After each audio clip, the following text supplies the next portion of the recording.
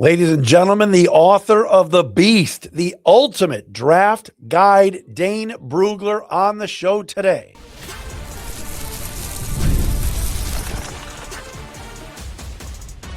You are Locked On Lions, your daily Detroit Lions podcast. Part of the Locked On Podcast Network, your team every day.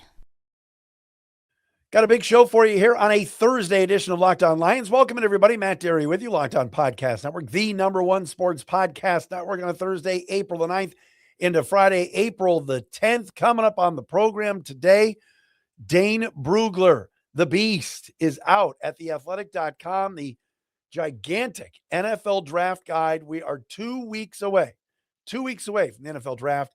Dane is going to join us momentarily here on the program. We'll talk everything. Lions, pick 17, pick 50, edge rushers, offensive linemen, all of that with Dane Brugler coming up momentarily. I wanted to start with this, though, today, and that is that one thing we did not touch on last week when Dan Campbell, Lions head coach, spoke at the NFL League meetings in Arizona, and that is the addition of Cade Mays. And as I put it on our YouTube channel, you can see it on the screen, center of attention. Last year, the Lions had a bad year. We know this. 9-8 is unacceptable around here, especially when you win 15 games the year before.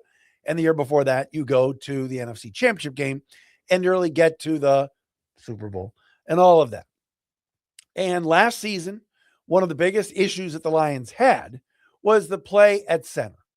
All right, Frank Ragnow retiring late in the game in the summer of 2025 really hurt Detroit's chances to go out and sign a free agent center. They drafted Tate Ratledge in the second round with the idea of possibly moving him from guard to center, but it didn't work out. He wasn't ready, and they decided, hey, Graham Glasgow's played the position. He's been solid, if not unspectacular, at the position in the past. He's played center for the Lions. He played center for the Broncos, and let's put him there. He's a leader. He's a solid veteran. He'll do okay. And what happened was Graham Glasgow he was buns. He was terrible. And the PFF grade showed it. One of the worst starting centers in the league. And so the team knew going into free agency, despite all of the talk we've done over the last few weeks and months really about free agency, the guy that they needed to go get and the position of need that they needed to fill was the center position and Cade Mays. Okay. That was a lock. And so we don't talk about it enough. What if they have upgraded so immensely? I'm not telling you that Cade Mays is Tyler Linderbaum or even Frank Ragnow or any of the, elite centers, Creed Humphrey. He's not that. All right, Cam Jurgens, he's not that, but he's a really solid football player, and he's young, and he's going to be 27 years old, and he can play a little bit. And the other day, Dan Campbell discussed Cade Mays at the league meetings, and I love what he had to say. He said, quote, he and Linderbaum, we thought were the two guys. We were fired up to be able to get him. That was big for us, man, being able to get that centerpiece. We feel like Mays can anchor. He can keep the pocket clean for Goff up the middle, and we don't feel restricted in the run game. We do feel like we can do the pin and pulls, the wide zones and gaps with him, and we think he's got enough versatility in all of that. And he's an ascending player. He really hasn't played center that long. He's getting better. We felt a lot of growth last year in his tape, and they played really good opponents. A lot of them that we played. We just thought he had a really steady, solid season that's ascending, and we're like, man, this guy upgrades us. So we're fired up to get him. It helps significantly. Now remember, Cade Mays got 3 years and $25 million. It's not like they broke the bank for him. Former 6th-round pick in 2022. 52 games. He started 27 in his first 4 years in the league with Carolina at guard and center. In the last 2 years, he started 20 games. And he hasn't allowed a single sack. Better pass blocker than run blocker, but Hank Fraley, Lions offensive line coach, has worked with O-linemen in the past that have come into Detroit and been known to be better at one or the other, running or run blocking, pass blocking. And they really, really like Cade Mays. And it's just an important spot that I feel like last year the Lions just failed at. And they tried different things at the end of the year, and they rotated different players in to play center. I mean, Tristan Colon played some center and everything else. And it was a disaster. And it was a disaster from the get-go. Week 1 against Green Bay. Do you remember Ratledge and Glasgow like bumping into each other? One ran one way on one play, one ran another, and the nose tackle just came unevaded to the running back, and there was a near safety in the back there. I think it was Montgomery. Week 1 just kind of showed. And again, these guys, and I think the Lions are going to do it differently this year. I think they're going to play more of the regulars in the preseason. I'm not saying a lot, but more than they have. They're not doing joint practices. But it was just the center position was something you did not have to worry about for a handful of seasons when you had an elite player there in Frank Ragnow. And no one is saying that Cade Mays is going to be an elite player. All right, I'm not saying that. But they really think they've found something here where they've got that, as Campbell said, anchor, middle of the offensive line. And it seeps out to the rest of the line. If you're struggling at the snap of the football, at the point of attack, and you're not able to do anything creative offensively on the offensive line in the run game, where the Lions were very inconsistent last year. There were games, Gibbs and Montgomery running wild. There were other games like in Minnesota and others where it was a struggle. Pittsburgh, terrible. And it starts right up front. So getting Cade Mays is something that I don't think we've spent enough time talking about. Last 2 years, he's allowed just 23 pressures, 6 quarterback hits, and 0 sacks across 803 pass blocking reps.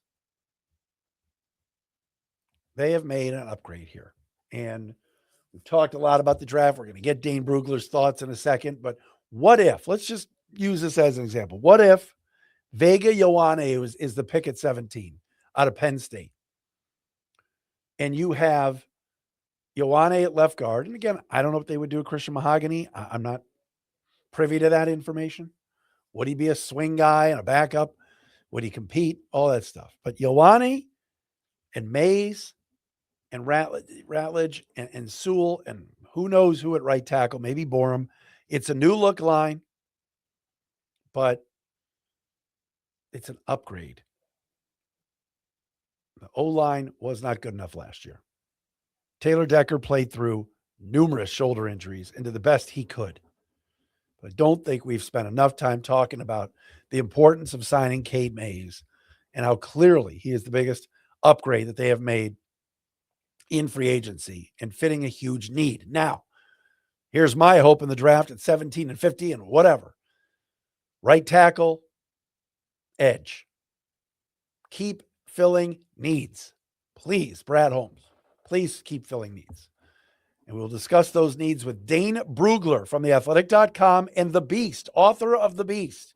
Massive, humongous, thousands of pages of draft coverage with Dane. We're going to get his thoughts on the Lions coming up next right here on Locked On Lions.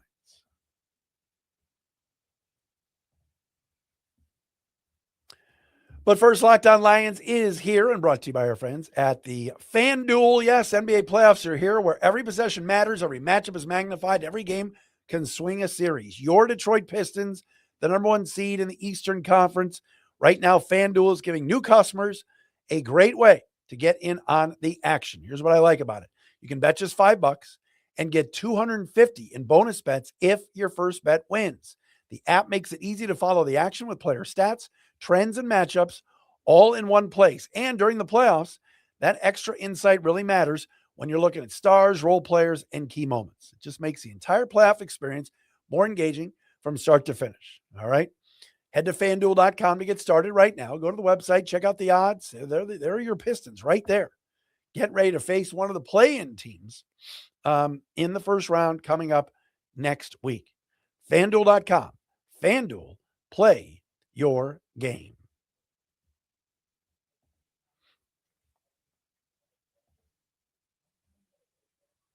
And we got to tell you about our Locked On Lions Everydayer Club. Thanks for making us your first listen. Thanks for being a part of the Locked On Lions, Locked On Podcast Network, the #1 sports podcast network, folks. And don't forget, you got to check out the Everydayer Club.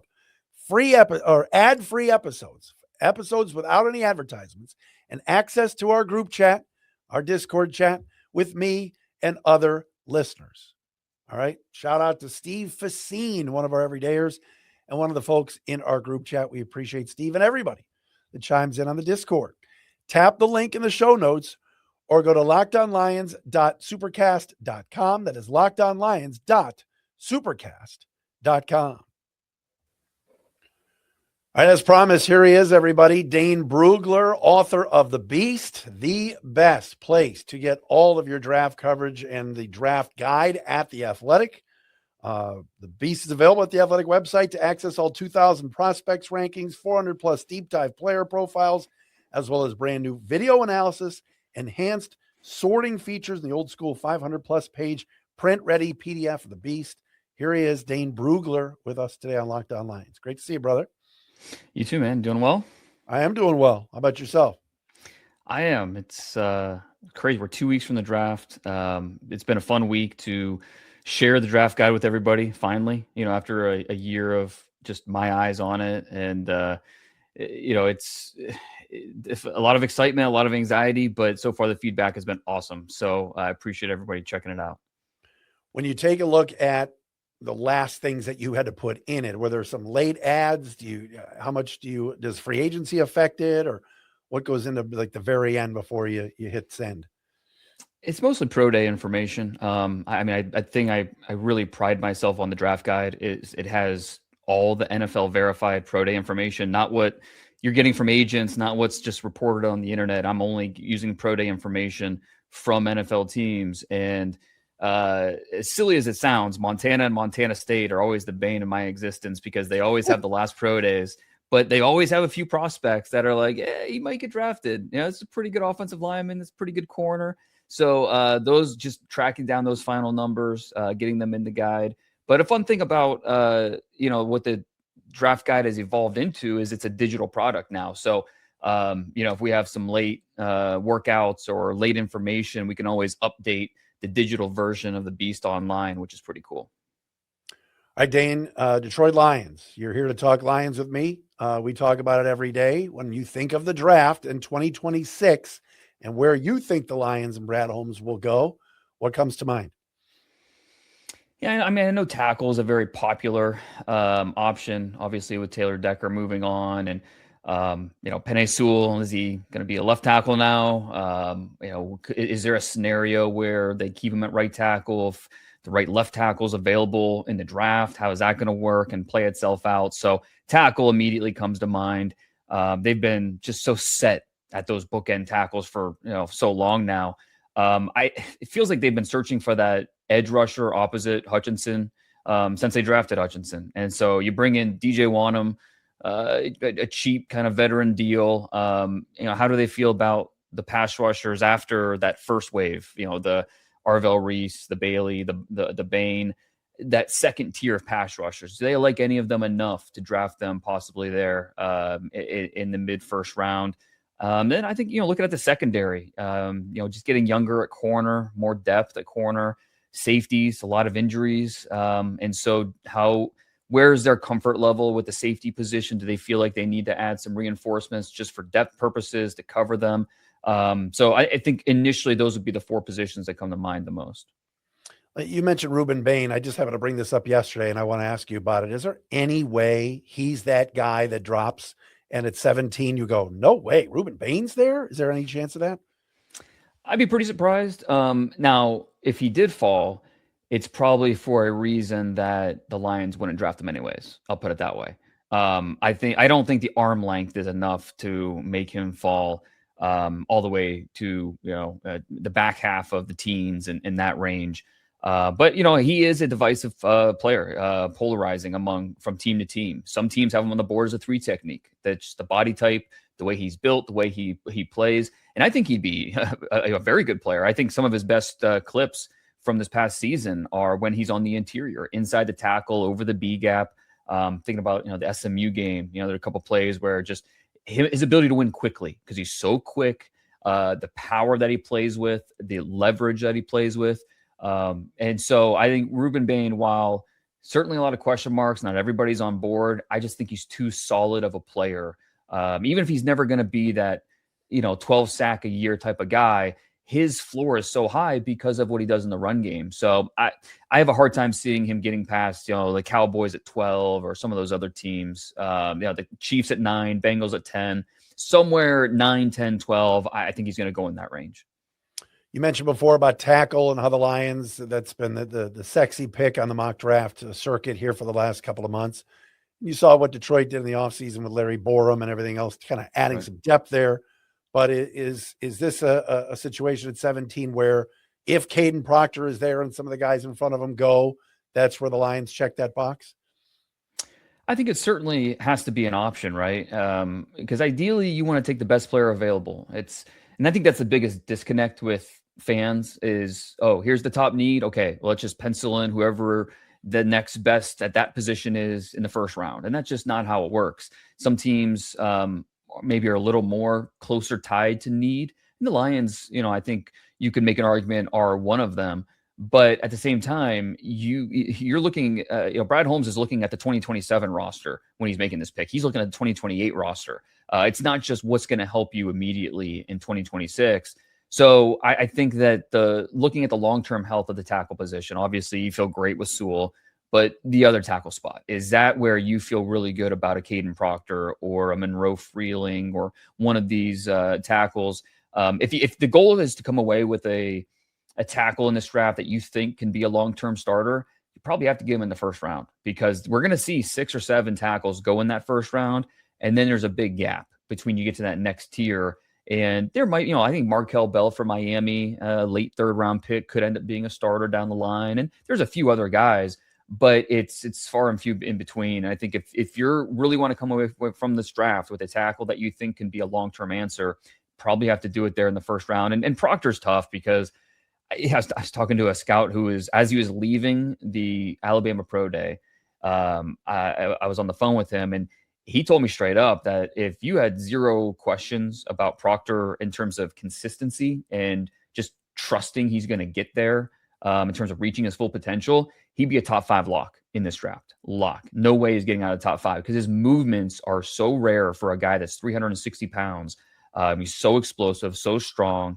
It's just there's the consistency factor that he has trouble kind of reaching his full potential because of that. And at least he did at Alabama. Now, once he gets to an NFL camp, gets with NFL coaches, maybe you can get there. But that's kind of the question mark with Proctor is this just kind of who he's going to be? Maybe you have to move him inside to guard to really maximize what he can do. Or do you feel strongly enough that his best football is ahead of him? Dane Brugler with us, author of The Beast. TheAthletic.com's draft coverage is the best. Check out what Dane puts together. That The Beast is the bestest. It's a great read. And all right, I mean, obviously I don't want to give away everything that's in the guide, but if you're Brad Holmes and Freeling is there and Proctor is there, they're both, I don't know, that might not happen. They might be gone. Who knows? But how would you pick? And knowing Freeling has that RAS score, Brad Holmes loves RAS. What about you? Yeah, I mean, I think I would feel better about Proctor playing immediately, but I would feel better about Freeling long term, and that's why I would go Monroe Freeling. He's a young player, and I know that the athletic score is great, but like his combine was really up and down because of the position drills. Talking to scouts that were sitting right there at Lucas Oil Stadium watching it, they raved about Spencer Fano, raved about some other guys.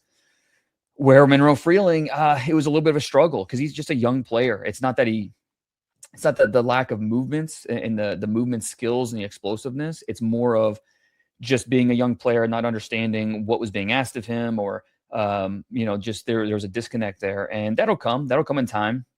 But there will be a learning curve for him at the NFL level. But I think you're encouraged by how much better he got over the second half of the 2025 season, his junior year at Georgia. I don't think that the Georgia and Kirby Smart was planning on losing him. I think they were planning on getting him for one more year, but he kind of played his way out of that. And I think the popular comp for him is Colton Miller, who coming out of UCLA, his tape was up and down, but you're drafting these guys for what they're going to be, not just what they have put on tape so far. And when you focus on the traits, Monroe Freeling has the length, has the athleticism, has the size, appears to have the mental aptitude to do everything that you want your offensive tackle to do and grow into a really reliable starter. You mentioned it 2 weeks away, and yet a lot of smoke the last week about Vega Ioane from Penn State. And Lions fans are going to go, wait a minute, we have our guards. I mean, Mahogany and Ratledge, but is this guy just too good to pass up if he's there at 17? Such a Dan Campbell type, right? Yeah, he really is. And I mean, I think you have to ask yourself, okay, how much position versatility does he have? Can he play both guard spots? Can he play at center if you needed him to? Because I think that's part of why you would consider drafting him there, just having that position flex. But all of his starts came at left guard in college. So that's something where you have to answer that question before you would consider him at that point in the draft. He's just there's so much to like about him. And really, I think it's a pretty good guard class in the earlier rounds. Chase Pasontis from Texas A&M, I think he ends up going in the first round. Kalen Rutledge from Georgia Tech, I think has a chance to get in there. And part of the reason for Rutledge is because he's been snapping for teams and they believe, okay, yeah, you were a guard primarily in college, but we like what we've seen from you as a potential center. And that's why I think Spencer Fano from Utah is going to go pretty quickly. Not only is he a big time athlete, but teams feel great about there's a spot for you on one of our 5 offensive line spots. Hopefully it's at tackle, but if it's not, that versatility, it gives us options. And so Ioane doesn't have that proven versatility, but man, it feels like we're nitpicking at that point because everything else, you just feel really good about the profile. You mentioned the edge opposite of Aidan Hutchinson, which has been an old bit on this show for years, just trying to find somebody there. Lions fans they're ready. They're hopeful. I mean, last year they had to wait till the 6th round when Hassanin was drafted, Dane. It was like the wait was killing the Lions fans. You mentioned Wanham, but is there someone at 17 as an edge? I mentioned Bain, which we don't think would be there, or do they wait and get the edge at 50? Yeah, and not having that 3rd round pick is a bummer. But you have those 2 top 50 picks, and this is an edge class where you don't have to reach in the 1st round if that's what you really want to come away with. You can wait till pick 50, and I think there'll be several options, whether it's a Gabe Akis from Illinois who has that first step burst, has power in his hands, former wrestler. You see that with the hand-to-hand combat that he plays with. Who is there somebody that we're thinking could go late 1st, early 2nd that falls to 50, like a Malachi Lawrence from UCF? Where does R. Mason Thomas go from Oklahoma? Cassius Howell, Texas A&M. And even if those guys are all off the board, I still feel really good about Keion Crawford from Auburn or Danny Dennis Sutton from Penn State. So this edge class is a lot of fun because there's a lot of different flavors. They're all a little different based off of, just what they bring you as a pass rusher, what they offer in the run game, the different ways that they can win. And so I think you show the board for 4 different teams, you're going to get 4 different orders for how these edge rushers are stacked just because they're all a little bit different and it's more preference than anything else. At least talking about that late 1st, the early to mid 2nd round range. So it'll be interesting to see who's still left for them at 50, but I think there'll be at least someone that they feel good about snatching up and adding to that mix. One of our everyday listeners on our Discord chat was asking about the kid from Western Michigan. Where do you have him, the edge? Yeah, Tucker, and he's tough because he's a little bit older and, former basketball player, didn't really, it was really late to football. And then, starts out, you have to really marriage. Okay. Why did he last year at Houston, the last 2 years at Houston, couldn't get on the field, didn't have a disruptive presence. And then this past year at Western Michigan, as a 24-year-old, was just tearing it up. You have to kind of reconcile those 2 things, and why did it take so long for him to kind of figure things out? I have questions about him being an every down player, but I think somewhere in say the 5th round, if you're looking to add that 3rd down pass rusher, someone that you can work into the mix on sub downs, passing downs, and just kind of let him hunt the quarterback, that's, I think, the exact role you want for a guy like Tucker. Final question. We got to let you go. At 17, could Brad Holmes throw a monkey wrench into the plans or throw us a curveball with, like you said, a defensive back that drops to 17? Is there a name or two that you would go, man, I can see why Brad did that? Yeah, and I think that whether it's a corner or safety, I think either one of those spots potentially, there will be players the Lions will have highly ranked on the board. At corner, I'm really interested to see where Jamad McCoy, the Tennessee corner, comes off the board, because he's someone that if you go just based off the 2024 tape, he's a top 10 pick. But then you factor in, missed all this last year with the knee injury. Some teams don't have him on the board because of the knee. And how does that factor in? Where do the Lions have him? I don't know. But if he were to slip a little bit, is that someone that the talent's too good? We have to take a gamble on this guy. And I know an injury guy maybe is not someone the Lions fans are interested in hearing about, but at some point the talent becomes too much and you're willing to take that risk. Dane, great to see you. Thanks so much for the time. You too. Anytime. Dane Brugler from The Athletic and the author of The Beast right here on Locked On Lions.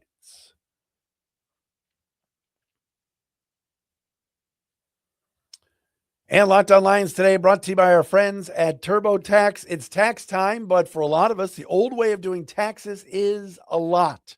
Trying to book an appointment that's not the most convenient, sitting in a waiting room with a stack of papers, emailing back and forth and wondering if they really get your situation. But this year, you're getting a major upgrade. Intuit TurboTax now has in-person locations nationwide. You can be face-to-face with a real tax expert, and your documents get uploaded straight to your TurboTax app on the spot. Just like that, you're done. Your TurboTax expert works to get you every dollar you deserve while you get real-time notifications as you go about your day. It's relief of walking in and meeting a real person, walking out knowing your taxes are being handled right. Head to TurboTax.com/local to find a store near you and book your appointment.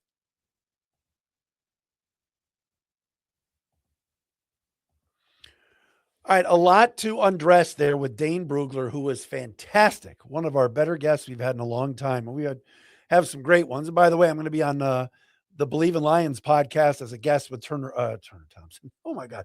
With Trevor Thompson. Trev was back on the Red Wings broadcast Tuesday night and is back tonight. Love that. But Trevor hosts the Believe in Lions podcast. Check me out on there. I think tomorrow. Anyway, a lot to unpack with Dane, and we're going to do a ton of it tomorrow. But I just want to say what was interesting at the very end there, talking about cornerbacks and injured players. And he was like, yeah, I don't know if Brad Holmes is going to want to take an injured player and a guy that missed all of last year. At cornerback, never underestimate Brad Holmes with injured players, folks. The discussion about Monroe Freeling or Kadyn Proctor might come up. That could be a distinct possibility at 17, especially if Ioane is gone, Fano is gone, Mauigoa is gone, and somehow, some way, Freeling and Proctor, the two big tackles, are there. The Lions have to choose between one of the two. And as we've heard, going back earlier in the week, Proctor's camp believes, the Alabama big tackle, there's no way he falls past 17. We're going to talk more about it tomorrow. Do you go with the more proven guy that's done it longer in Proctor, or elite athlete, Raz, just not a lot of experience, could be better next year or the year after in Monroe Freeling? We'll talk about it more tomorrow right here on Locked On Lions. Thanks, everybody, for making us your first listen, checking us out wherever you get your podcast. Happy belated birthday.